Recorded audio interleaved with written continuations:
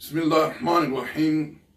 دوستو، آج کل اگر کسی سے گفتگو کی جائے کہ خارجی کون ہیں تو لوگ بغیر کسی تعارف کے نفرت کا اظہار کرتے ہیں۔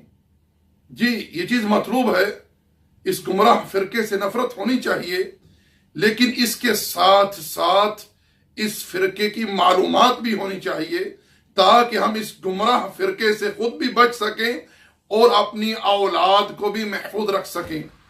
اس تعلق سے میں ایک مختصر قصہ آپ لوگوں کے سامنے بیان کروں گا۔ ایک مرتبہ رسول اللہ صلی اللہ علیہ وسلم مسجد میں تشریف فرما تھی۔ اسی دوران مسجد میں ایک شخص داخل ہوا۔ اس نے آ کر نماز ادا کی۔ نماز سے فارغ ہو کر وہ اللہ کے رسول کے پاس آیا اور کہنے لگا، اعدل یا محمد، اے محمد صلی اللہ علیہ وسلم انصاف کیجئے۔ نبی علیہ السلام کو بڑا تعجب ہوا کیونکہ اس نے نبوت کی تقسیم پر اعتراض کیا تھا۔ اس وقت جناب علی رضی اللہ تعالی عنہ نے کچھ سونا یمن سے اللہ کے رسول کو بھجوایا تھا۔ آپ نے وہ سونا لوگوں میں تقسیم کر دیا۔ آپ نے ارشاد فرمایا کہ میں انصاف نہیں کروں گا تو اور کون انصاف کرے گا، حالانکہ میں اس ذات کی طرف سے امین بنا کر بھیجا گیا ہوں جو آسمانوں پر ہے، یعنی اللہ کی طرف سے۔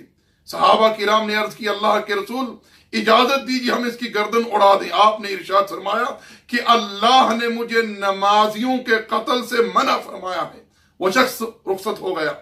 نبی صلی اللہ علیہ وسلم نے ارشاد فرمایا کہ اس کی پشت سے ایسی قوم نکلے گی جو اسلام سے اس طرح نکل جائیں گے جس طرح کمان سے تیر نکلتا ہے۔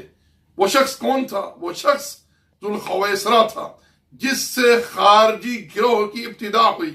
میرے بھائیو، میرے دوستو، آج اس اسلامی معاشرے میں جو لوگ حکمران طبقے پر کیچڑ اچھالتے ہیں، انہیں تانا تشی کا نشانہ بناتے ہیں، انہیں بدنام کرتے ہیں، ان کے خلاف خروج کے لیے لوگوں کو اکساتے ہیں، ان کا جھنڈا کیا ہے؟ یہی کہ یہ لوگ عدل نہیں کرتے، یہ لوگ ظالم ہیں، یہ لوگ غاصب ہیں۔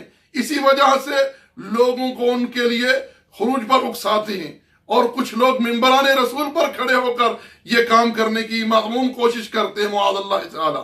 تو میرے بھائیو، میرے دوستو، یہ بات آپ لوگوں کے علم میں ہونی چاہیے کہ خوارج کی ابتدا کس سے ہوئی، ان کا ایجنڈا کیا تھا کہ نبی صلی اللہ علیہ وسلم نے مال کی تقسیم میں عدل نہیں کیا، اور آج بھی اکثریت اسی روش پر چل رہی ہے۔